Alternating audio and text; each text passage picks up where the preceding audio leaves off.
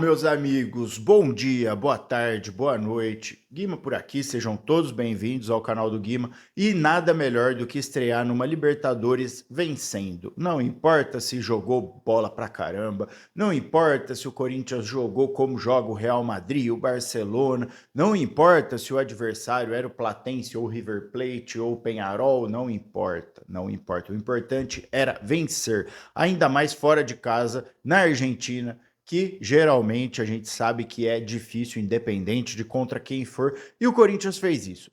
Venceu na estreia de Fernando Diniz. E aí, será que nós corintianos, será que eu vou me render ao dinizismo? Não sei, vamos ver. Antes de mais nada, se você ainda não é inscrito no canal, se inscreva, curta, comenta, compartilha. Fala aqui pra gente o que você achou desse jogo, se você é corintiano ou não, não importa. Aqui é um canal que é aberto, é bem-vindo lá ele. Todos são bem-vindos, seja para cornetar, seja para deixar sua opinião, seja para falar o que for. Então vamos falar aí sobre o que foi esse jogo entre Platense e Corinthians pela Libertadores, como foi a estreia de Fernando Diniz, como foi o desempenho dos jogadores aí depois de uma semana que a gente sabe que foi uma semana aí bem complicada, né? Então, muita coisa aconteceu aí essa semana. Primeiro vamos para o jogo. O Corinthians não fez um bom primeiro tempo e eu até entendo, tá? Eu até entendo no momento em que a pressão de 9 jogos sem vencer faz o time ficar com medo de perder, tá?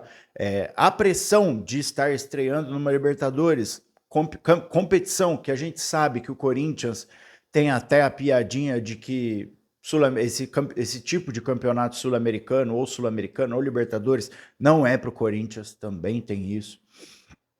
Tem o técnico demitido, Corinthians estreando um novo técnico, teve tudo isso, então eu entendo o Corinthians não ter feito aí um excelente primeiro tempo, mas muita coisa aconteceu aí durante o jogo, inclusive a expulsão do jogador do Platense ali num pisão no tornozelo do Matheus Bidu, e acabou condicionando um pouco ali para o jogo ficar um pouco mais fácil para o Corinthians, tá? Então, primeiro tempo, sim, Corinthians se preocupou em não tomar gol, criou pouco, se defendeu muitíssimo bem ali nas poucas oportunidades até que o Platense teve, e as melhores oportunidades a gente pôde contar aí com o Hugo Souza, que assim, vamos começar pelo Hugo Souza. Eu entendo anticorintiano, eu entendo o Maurinho Chiliquento César, eu entendo os flamenguistas, eu entendo todo mundo que é anticorintiano querer massacrar o Hugo Souza, querer dizer que o Hugo Souza não é um goleiro bom, querer dizer que o Hugo Souza não é goleiro de seleção brasileira, eles eu entendo. Agora, o corintiano não pode cair nessa ladainha. O Hugo Souza é um dos melhores goleiros que temos no Brasil hoje. E ponto final. Ponto final. Ele não é apenas um bom pegador de pênalti. Ele mostrou mais uma vez nesse jogo, em 2 ou 3 oportunidades que a Platense teve, que é um baita de um goleiro. Tem as suas limitações, principalmente limitações ali jogando com os pés, que eu espero, e vamos ver se o Diniz vai conseguir dar um jeito nisso. E confesso que eu tenho um pouco de medo disso, tá? Mas Hugo Souza é sim um ótimo goleiro que vinha falhando, sim, como todo goleiro falha, como todo bom goleiro falha, assim como o Rogério Ceni falhava, como o Marcos falhava. Normal, goleiros falham, jogadores de todas as posições falham. O Yuri Alberto perdeu um gol ali cara a cara com o goleiro numa bola que o Garro colocou para ele, que ele só recuou para o goleiro. Falhou, assim como o Hugo também falha. Então não vamos cair nessa ladainha. O Hugo Souza é um excelente goleiro que vinha falhando, mas que é um excelente goleiro e hoje mostrou isso mais uma vez. Tá? Então, não vamos cair nessa ladainha aí, nessa conversa fiada de quem é anticorintiano, tá? De quem odeia o Corinthians, e são vários, tá? Então, as bolas que chegaram ali na área do Corinthians, Gustavo Henrique foi um monstro na zaga hoje, foi um monstro, interceptou praticamente tudo que chegou para ele, não deu um minuto de paz para os atacantes ali, para os jogadores da Platense que chegavam até a área do Corinthians. Gustavo Henrique jogou muita bola, tá? Outro ponto, ressuscitaram o bebelô da Fiel, Rodrigo Garro está vivo. Graças ao bom Deus, Rodrigo Garro não morreu pro futebol. Graças ao bom Deus, Rodrigo Garro está vivo e fez um ótimo jogo. Ótimo jogo. Deu as 2 assistências, deu essa outra assistência que eu acabei de comentar pro Yuri, que o Yuri desperdiçou. Então o Rodrigo Garro foi muito bem no jogo de hoje, tá? Não só pelas assistências, mas cara, por se mostrar vivo, por se mostrar que tá querendo, por se mostrar que podem contar com ele, buscou jogo, criou oportunidades, marcou na hora que precisou marcar. É isso que a gente espera do Rodrigo Garro, aquele Rodrigo Garro de 2024, não aquele pseudo Garro de 2025 e que estava até um tempo atrás. É isso, eu não espero também que o Rodrigo Garro vai dar 2, 3, 4 assistências todo jogo. É normal viver uma oscilação. O que não pode é fazer um ótimo jogo, como fez hoje, e depois mais 5 jogos ruins. Manter a constância, que é o que a gente espera do Garro. O Garro é um ótimo jogador, mas precisa se mostrar vivo.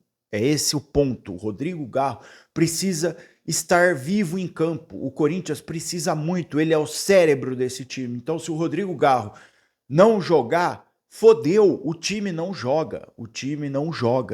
E hoje ele mostrou que queria, ele mostrou que podem contar com ele, foi lá, deu 2 assistências, criou mais 2 assistências, criou outras oportunidades que acabaram não sendo concluídas, mas que, porra, cara, foi satisfatório ver o Garro em campo hoje. Então, Garretes, não é que odiamos o Rodrigo Garro, é que a gente sabe que o Rodrigo Garro pode entregar mais. Pode entregar mais e deve entregar mais. E hoje ele mostrou que ele ressuscitou. Depois da Páscoa, Rodrigo Garro ressuscitou. Brincadeira, gente. Comparação esdrúxula, mas é só uma brincadeira de que talvez aí o espírito de Páscoa tenha feito o Rodrigo Garro reacender para o futebol. É isso que eu quis dizer. E o Yuri Alberto é aquilo, né? É o rapaz, o jogador que a gente ama odiar e odeia amar. Então, perdeu oportunidades, mas, cara, corre pra caralho, o moleque não para, é o tempo inteiro. Muitas vezes ali no primeiro tempo ele tava muito sozinho, pegava essa bola, ia pra cima da defesa, mas era 3 contra ele, não tinha ninguém jogando contra ele, o Kaique tava muito longe, então acabou sofrendo um pouco, mas é aquilo, cara. O Yuri é foda, o Yuri é um cara que vai errar, mas vai acertar também. Então, só não pode errar 10 para acertar uma. Então, certo? Outra coisa, constância. Mas o Yuri, cara, eu vou passar um pano para ele, porque a gente vê o quanto o Yuri realmente se mata em campo e nunca sai sem estar encharcado de suor de tanto correr, sem se jogar na bola, sem brigar com o zagueiro. Todo jogo o Yuri Alberto faz isso. E fez ali o segundo gol, um gol importante para sacramentar ali a vitória num passe fudido do Garro. Então, excelente jogo também do Yuri, tá? E teve o Kaique, né? Que a gente via que o Kaique não estava tendo muitas oportunidades, entrando pouco, tal. E o Diniz pegou ele pela mão e falou: ó, preciso de você, vamos aí, que eu preciso aqui que você... Cara, ele tá tentando criar um modo ali do Corinthians jogar para que o Kaique se sobressaia aí nessas transições rápidas, tá? Então foi assim que saiu o gol, né? Uma transição rápida ali, transição defesa-ataque que pegou o Platense meio que desmontado e acabou que o Corinthians conseguiu abrir o placar e depois fechar o tampa do caixão do Platense e aí sim é o Diniz mexendo. Tá?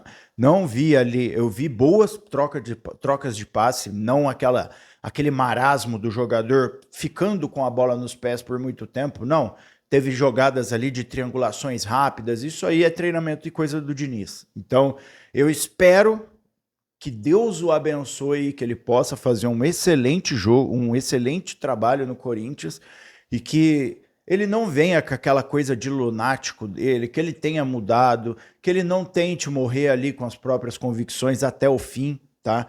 Que tem jogo, que beleza, tem momentos do jogo que tudo bem o Hugo sair tocando de lado ao invés de dar o chutão, mas nesse jogo mesmo, nós vimos ali tanto o Hugo quanto os zagueiros ali, o Gustavo Henrique, o Gabriel Paulista, dando esse chutão para frente no momento em que apertava, e tudo bem, não é crime. Não é o fim do mundo você dar um chutão para frente quando precisa. Foda-se, bota os caras para correr. É muito melhor do que você sofrer a pressão, perder essa bola e tomar o gol. Então é isso que eu espero do Diniz. Eu espero que ele não venha com aquele futebol lunático dele de não importa se a gente fizer, porque os times do Diniz geralmente fazem muitos gols mesmo. Mas toma gol pra caralho também, justamente por causa dessa teimosia. Então eu espero que ele tenha evoluído aí depois dos 2 trabalhos tenebrosos que ele fez aí no Cruzeiro e no Vasco, que ele tenha evoluído, não precisa morrer as convicções dele, ele não precisa mudar completamente o que ele pensa de futebol, mas é só não ser tão teimoso. Há momentos a ser feito uma coisa e há momentos a ser feito outras. Então é isso que eu espero do Diniz. Então não deu ainda, mesmo que o Corinthians perdesse, eu não ia chegar aqui e falar, lá, tá vendo? É por causa da porra do Diniz. Não, tem que dar tempo ao tempo, o justo é o justo, hoje o Corinthians ganhou, mesma coisa contra o Palmeiras, que o Corinthians pega o Palmeiras no domingo, é a mesma coisa, se o Corinthians jogar bem e empatar ou perder, tudo bem, eu não vou pôr a culpa no técnico, a não ser que ele faça uma loucura, tá? Mas tem que dar tempo ao tempo. Foi o primeiro jogo do cara, então o Corinthians não ganhou aí 100% por causa do Diniz.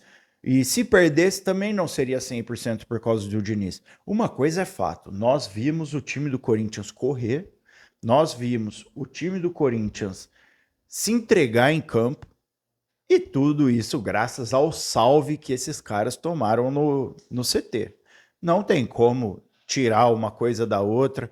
Tem muito jornalista falando um monte de besteira, que é a opinião deles, tudo bem, e a minha opinião é que esses caras precisavam ser cobrados, e foi isso que aconteceu. A Gaviões, eu vou aplaudir, foda-se, tá certo, Gaviões, não pôs a mão em ninguém, parabéns, Gaviões da Fiel, foi lá, cobrou os caras, cobrou desempenho, cobrou garra, cobrou vontade, e não pôs a mão em ninguém. É esse o ponto. Os caras ganham um salário enorme, um salário do caralho, que tá tudo em dia, e não estavam entregando porra nenhuma, escolhendo o jogo para jogar. Então, a partir do momento que não houve violência física e não houve agressão, esses caras têm que ser cobrados sim. Então não venha os chiliquentos da mídia que, ai, que absurdo, se fosse eu, pegava minha malinha e ia embora. Vai tomar no seu cu, tá? Vão tomar todos nos seus cus. Beleza? Então fizeram certo de ir lá cobrar os caras sim. Não houve violência física, não houve depredação, não houve nada. Simplesmente cobraram os caras empenho. Foi isso. Foi simplesmente isso. Ai, mas foi só por isso que o Corinthians começou a jogar bola? Alguma coisa nessa semana aconteceu que esses caras decidiram que fodeu, precisamos jogar. E o que foi? Mudança de técnico e o salve da Gaviões. Qual dos dois foi? Eu prefiro acreditar que o salve da Gaviões fez os caras, porra, aqui não é Dinamarca, né, Charles? Caio César, de Oclinho, querendo dar risadinha, até nem tá jogando. Então, tipo, porra, culpar o moleque, tá ligado? Agora, Charles, meu pai amado, Charles, pelo amor de Deus, sabe? O Gustavo Henrique foi cobrado ali, mas foi cobrado mais o quê? Postura de líder. Postura de líder. Gabriel Paulista foi cobrado postura de líder. Agora os outros tinham que ser cobrado futebol. Até o Raniel, eu acho que foi um pouco demais, porque o Raniel também sempre se mata em campo e tal. Agora Charles, meu amigo, Caio César, tinha que eu quero o Memphis. Eu quero o Memphis, eu quero essa mesma cobrança incisiva no Memphis. Eu queria essa mesma cobrança incisiva no Garro. Carrídio, cadê o Carrídio? O homem que não dorme, o homem das festas. Cadê? Eu queria essa cobrança neles também. Então, eu acho que faltou ali algumas peças que deveriam ter sido cobradas também, beleza?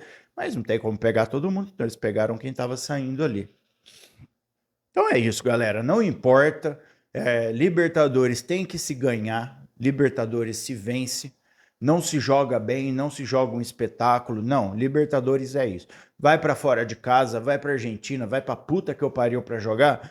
Se não dá para trazer os 3 pontos e consegue trazer um pontinho ali do empate, porra, tá bom pra caralho. E tem que fazer a lição de casa. Fez bem, ganhou fora, já soma 3 pontos, tá ótimo, não importa como jogou, tá ótimo.